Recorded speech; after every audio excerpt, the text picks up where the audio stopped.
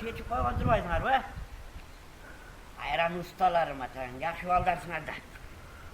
Кыйын балдарсыңар, кандайсыңар, жакшысыңарбы? Жакшы байке, жакшы. Жакшы болсоңор болду. О, байке, каяка барып келип атасыз? Ой, айыл өкмөт чакырыптыр. Жана жакында курултай болот экен, ошого эл топтоп атыптыр. Ана мен айттым, 3000 кишиңер көп экен го. Эл топтоп атсаңар, эми курултай деген жакшы да, жакшылык. А жерде тамак аш берилет, а жер той сыяктуу болот мындай. Сый болот. Анан менин бир 4 устам бар. Ошол 4 устамды деле кошуп койгула дедим. Я байке, ал жакка бар эмне кылабыз биз? Ой, сен эмне алмайсың акта? Эчтеке кылбайсың, жакшынакай кийинип алып, ак калпак кийип алып барып отуруп бергенди билбейсиң. Ошол отуруп эле бересиңер, анын эмесин. Жөн эле жакшынакай отуруп бериш керек экен, отуруп эле бериш керек экен, аяктан эмне.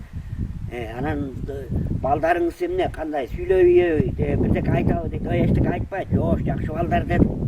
Анан кол чапканды билеби дейт. Колду укмуш чабат алар дедим. Укмуш чабат колду, кол чапканды кантип билбесин. Кол чаба аласыңарбы өзү? Ата, колду эле чабабыз да. Болду, кол чапсаңар болду да. Жакшынакай ак калпак кийинип алып, саттакай чогуп отурабыз ошол жерде. Эл көргөндү көрөбүз. Анан кол чапкан убакта кол чабасыңар. Ошол, анын эмесин барып келебиз да. Я байке, анча мынча акча берип, тыйын тыпыр. Ой, эми тыйын тыпыр дейсиң да. Таңып азырай.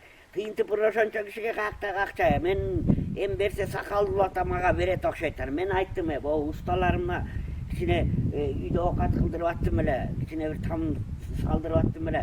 Десем ошол усталарыңызга төлөй турган акчаны төлөп берели деди. Анан берет го, кантип бербесин, берет да. Анан жөн эле ошончо кишини алып барып алдым да. Берет, Кудай буйрса. Андан көрө силер жакшынакай иштей бергиле бул жерде. Мен силердин акчаңарды ошактан эптеп алып берем.